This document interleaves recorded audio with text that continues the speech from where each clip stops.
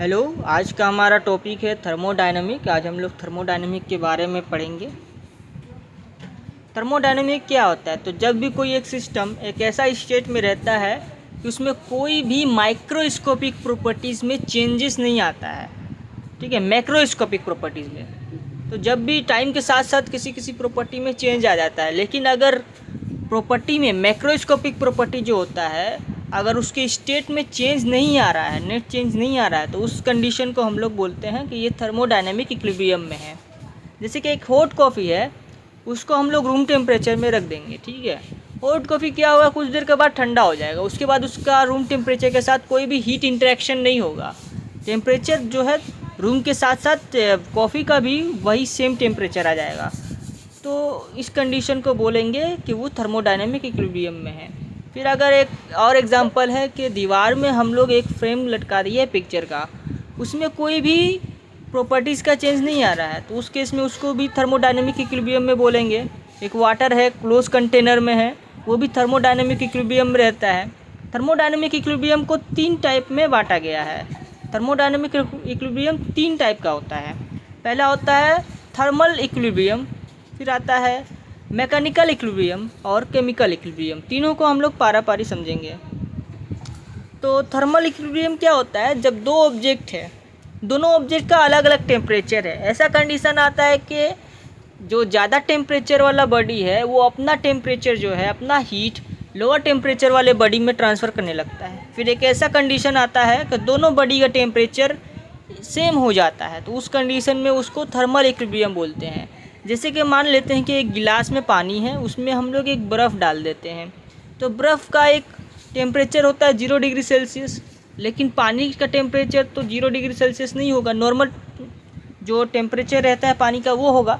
बर्फ़ फिर क्या करेगा, धीरे धीरे गलते जाएगा और वो पानी के टेम्परेचर के बराबर हो जाएगा। तो उस केस में उसको बोलेंगे कि वो थर्मल इक्विलिब्रियम में होगा। फिर आता है मैकेनिकल इक्विलिब्रियम।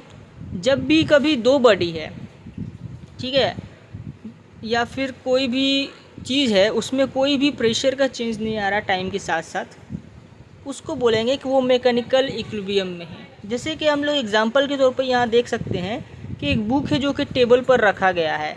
बुक जब भी रखा गया है, जहाँ भी रखते हैं बुक, तो वो क्या होता है, ग्रेविटी की वजह से उसका एक अपना वज़न होता है W, ठीक है, जो कि नीचे की तरफ जाता है। तो टेबल में नीचे की तरफ W जा रहा है और टेबल क्या करेगा, अपनी तरफ से रिएक्शन फोर्स देगा बुक को, तो ये एक तरह से बैलेंस हो जाता है। इस कंडीशन को बोलेंगे कि ये मैकेनिकल इक्विलिब्रियम में है। फिर आता है केमिकल इक्विलिब्रियम। केमिकल इक्विलिब्रियम किसको बोलते हैं? जब भी जो फॉरवर्ड रिएक्शन का रेट होता है वो रिवर्स रिएक्शन के रेट के बराबर हो जाता है, तो उसको बोलेंगे कि ये केमिकल इक्विलिब्रियम में है। जैसे कि कार्बन डाइऑक्साइड जो है पानी में मिलके कार्बोनिक एसिड फॉर्मेशन होता है उसमें, ठीक है, तो इसमें ये केमिकल इक्विलिब्रियम पाया जाता है। इस टॉपिक से क्वेश्चन जो आता है उसमें से कुछ क्वेश्चन हम लोग डिस्कस करते हैं, या फिर ये एक क्वेश्चन है जो कि आमतौर पर पूछा जाता है कॉम्पिटिटिव एग्ज़ाम में भी, कि दो बॉडी है, दोनों बॉडी कॉन्टेक्ट में है, उसको थर्मल इक्विलिब्रियम में कब बोलेंगे? पहला ऑप्शन है जब उसमें कोई भी वर्क नहीं होगा, क्या उसको बोलेंगे? नहीं, उसको तो नहीं बोलेंगे। दूसरा है when one of the body has a higher temperature, जब एक बॉडी का टेम्परेचर ज़्यादा होगा दूसरा का कम होगा, तो उसको बोलेंगे थर्मल इक्विलिब्रियम में है? नहीं, उसको भी नहीं बोलेंगे। तीसरा है कि no heat flow occurs between two bodies, क्या इसको बोलेंगे थर्मल इक्विलिब्रियम में? हाँ, इसी को बोलेंगे। जब भी कोई दो बॉडी के बीच में हीट फ्लो नहीं होता है तो उसी को तो थर्मल इक्विलिब्रियम बोलते हैं। और ज़्यादातर अगर पता नहीं होता है तो ज़्यादातर लोग ऑल ऑफ द एबव मारते हैं, लेकिन इसमें देख लेना कि ये हीट फ्लो जो है, जब भी दो बॉडी के दरमियान नहीं होता हीट फ्लो, तो उस कंडीशन को थर्मल इक्विलिब्रियम बोलते हैं। Thank you. और भी वीडियो देखने के लिए सब्सक्राइब करें।